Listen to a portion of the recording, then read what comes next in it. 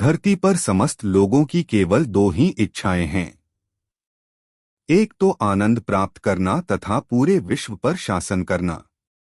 यदि हमारी बात कोई नहीं मानता तो हमें दुख होता है। हम लोग स्वतंत्रता चाहते हैं। यदि कोई व्यक्ति चाहे वह सरकारी जॉब वाला हो या प्राइवेट, उसको दिन भर आर्डर देता है, तब मनुष्य बंधा हुआ महसूस करता है, क्योंकि मनुष्य स्वभाव से ही स्वतंत्रता चाहता है। यदि आपको कोई आर्डर देने वाला न हो तो आप आनंद पूर्वक दिन भर काम करते हैं। हम आनंद या शांति क्यों चाहते हैं? क्योंकि भगवान का एक नाम सच्चिदानंद है, जिसका अर्थ है कभी न समाप्त होने वाला आनंद। पृथ्वी के समस्त आनंद क्षणिक है, किंतु ईश्वरीय आनंद कभी न खत्म होने वाला है। जरा सोचिए कि जब हम नींद लेते हैं तब हमें कितना आनंद होता है। इस आनंद से हजारों गुना ज्यादा आनंद राम में है। अब चुनाव आपको करना है कि आप परमानेंट आनंद चाहते हैं या पृथ्वी के क्षणिक आनंद चाहते हैं जो परमानेंट नहीं है। मेरी बात यदि आप तक पहुंच गई हो तो लाइक, सब्सक्राइब व शेयर जरूर करें ताकि अधिक से अधिक भारतीय सही मार्ग पर आ सकें। यदि हम में से कोई कहे कि मुझे तो धन, पुत्र, पुत्री, प्रतिष्ठा आदि चाहिए, उसे यह जान लेना चाहिए कि वह धन, पुत्र आदि जो भी चाहता है, ये सब केवल अपने आनंद प्राप्त करने के साधन के रूप में हैं।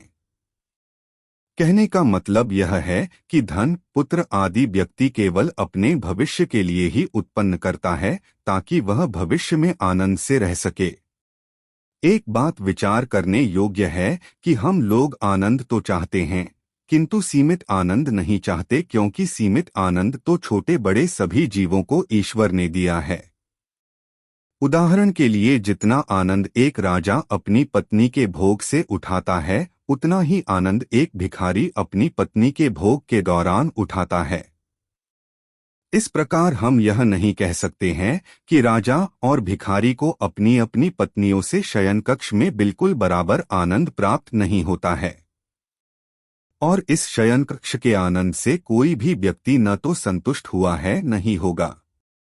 इस बात से यह सिद्ध होता है कि हम लोग असीमित मात्रा का आनंद चाहते हैं जो कि परमानेंट हो। अब प्रश्न यह है कि परमानेंट आनंद मिले कहाँ से? ताजमहल घूम आए, थोड़ी खुशी मिली, फिर घर आकर कहते हैं बहुत थकान हो गई।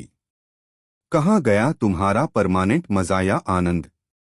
तो आइए इस आनंद को समझने का प्रयास करते हैं। आज से नहीं बल्कि अरबों जन्मों से हम यही परमानेंट आनंद ढूंढते चले आ रहे हैं। जैसे कि एक पिता के इस प्रश्न पर कि आकाश कितना बड़ा है, एक भोला बालक अपने दोनों छोटे छोटे हाथों को फैलाकर उत्तर में कहता है इतना बड़ा। माँ बाप यह सुनकर प्रेम विभोर हो जाते हैं।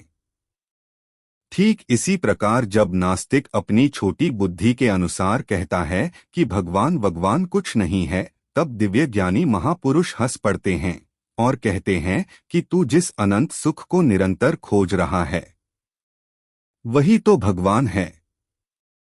तू ना समझी के कारण बकबक कितना भी किया कर, किंतु जब तक अनंत सुख रूपी भगवान को तू प्राप्त नहीं कर लेगा तब तक एक क्षण के लिए भी चुप नहीं रह सकता। यह दूसरी बात है कि यदि सही ढंग से ढूंढेगा तो सही सुख पाएगा, यदि गलत ढंग से खोजेगा तो नहीं पा सकेगा। हम और आप एक एक मिनट में आनंद ही खोजते रहते हैं कि कुछ ऐसा करें कि मजा आ। तेरी आत्मा तेरी ना समझी से धोखे में नहीं आ सकती। तू कितने ही बड़े सीमित सुखों को प्रदान क्यों न करे, किंतु आत्मा सदा ही अपनाई स्पष्ट निशानी दे देती है कि हमें क्षणिक सुख नहीं चाहिए। यही धंधा करने में कुत्ता, बिल्ली, नाली के कीड़े बनकर आदि करोड़ों बार हम बनते चले आ रहे हैं और यही करते रहेंगे। वीडियो का दूसरा पार्ट जल्दी ही आएगा। दिव्य ज्ञान अच्छा लगा हो तो लाइक, शेयर व कमेंट करें। आप हमसे जुड़े रहें, आपकी जिंदगी बदलने वाली है, ऐसा मेरा परमात्मा में विश्वास है। मैं आपको सन्यासी नहीं बना रहा हूं, बल्कि सही जीवन जीने का मार्ग दिखा रहा हूं। मन की शांति के लिए हमसे जुड़े।